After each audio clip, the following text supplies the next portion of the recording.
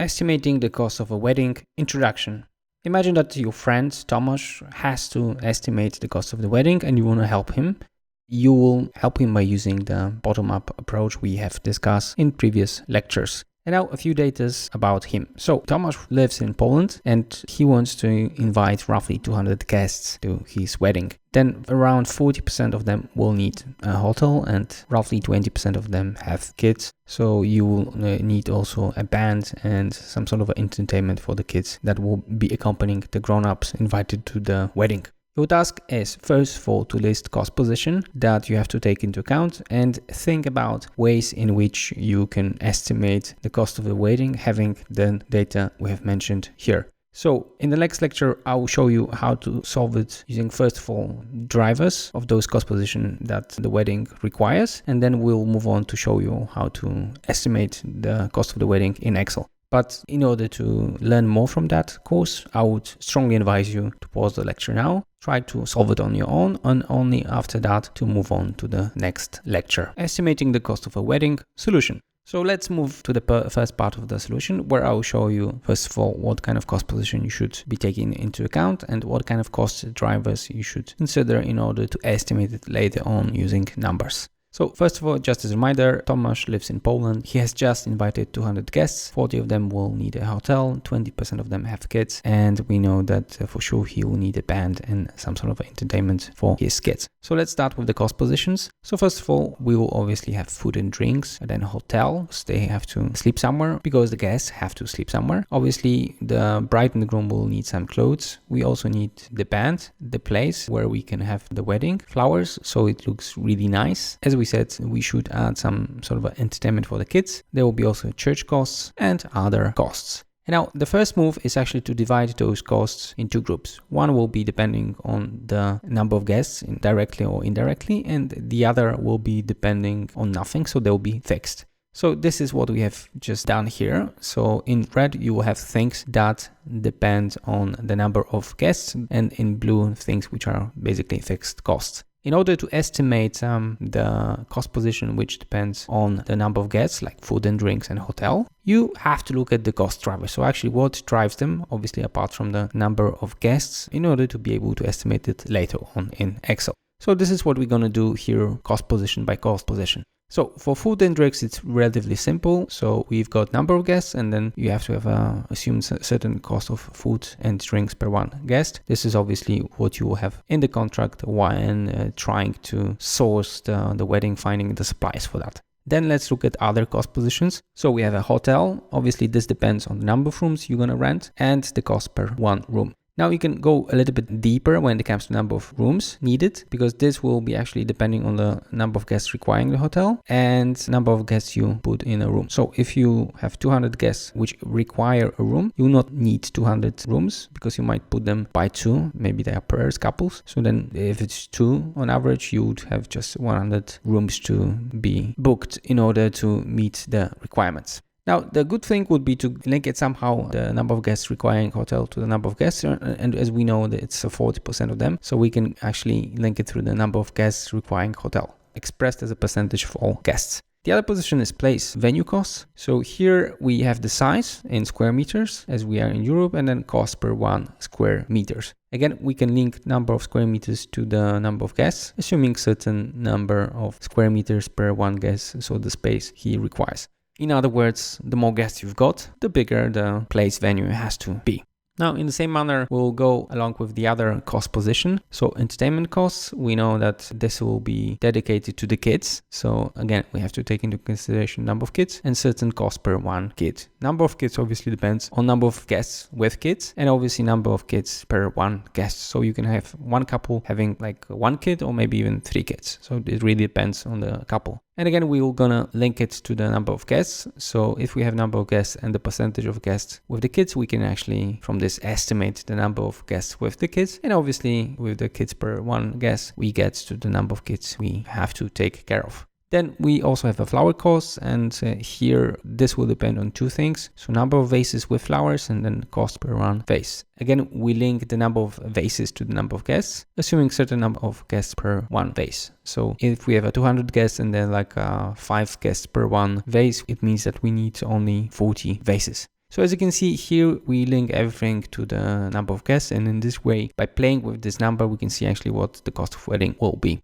And finally, we get everything together. So we've got the variable costs, which depend on the number of guests. So food and drink, hotel, place, entertainment, cost and flower cost. So everything we have tried to show you the cost positions till now. And then obviously we look at the fixed costs, which actually depend on nothing. So clothes, the band, church costs, and other costs. And thanks to that, we get the total cost of the wedding. Now, I hope it was quite clear what we did here. So in short, we first of all named the cost positions, and then we named which cost drivers are related to this cost position. And with certain assumptions, you can actually estimate it pretty nicely in Excel, the total cost of the wedding. So this is what you're going to do in the next part. So please, again, pause this lecture and try using the approach we have done in this lecture to estimate the costs of the wedding of Tomasz in Excel. If there is some parameter like cost per flower, cost per 1 square meter, and you don't know it, just assume it. The point here is to create a viable Excel that is able to provide you an answer based on the parameters that you can play later on with. So get to work, try to estimate it in Excel, and once you're done with that, move to the next lecture where you will see our estimation in Excel. Now let's see how we can estimate the cost of the wedding in Excel. I hope you managed to do your own version and you will be able to compare it with mine. So please download the file attached to the lecture, which is called Wedding Costs. And then in the master sheet, you will see that we have a table of content. We have here all the sheets that we need.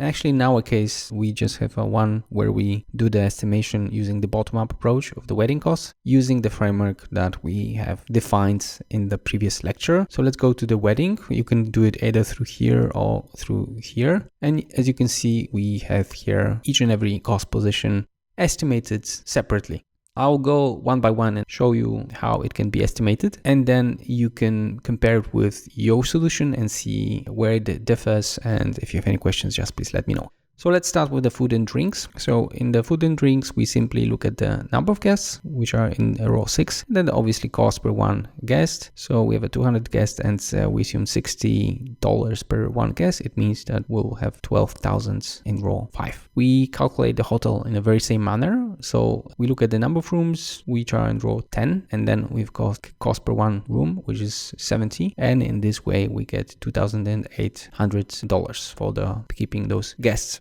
Very important to look how we estimated the number of rooms needed. So we obviously looked at the number of guests, which is 200 from previous assumption in row 6. Then, as we said, we have a certain number of guests requiring the hotel. So we know it's 40%. And then we also assume that there will be 2 guests per one room. So from this, we actually get that if we have 200 guests, 40% of them require room, and we put by 2, then actually we just need 40 rooms.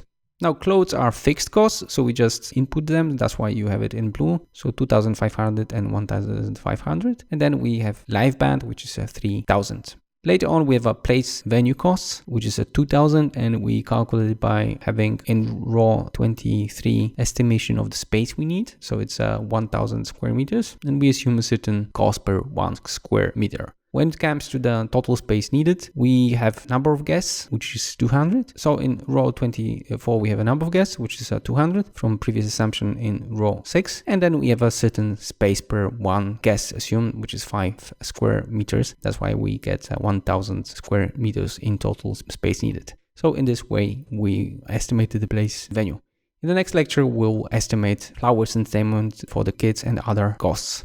So far, we have estimated the cost of food and drinks in row 5, then hotel in row 9, clothes which are fixed in 16, live band, and place and venue costs. Let's look at the flowers and other costs. So flowers, as we said, we look at the number of vases in row 29, and then we have a certain cost per one vase. As always, the vases are driven by the number of guests. So we take again from row 6 the number of guests, and then we assume certain guests per one vase. In our case, we assume that there will be in row 31 4 guests per one vase. So if we have 200 guests, it means that we just need 50 vases. So given that the cost is $20 per vase, it means that we'll spend roughly $1,000 on the flowers.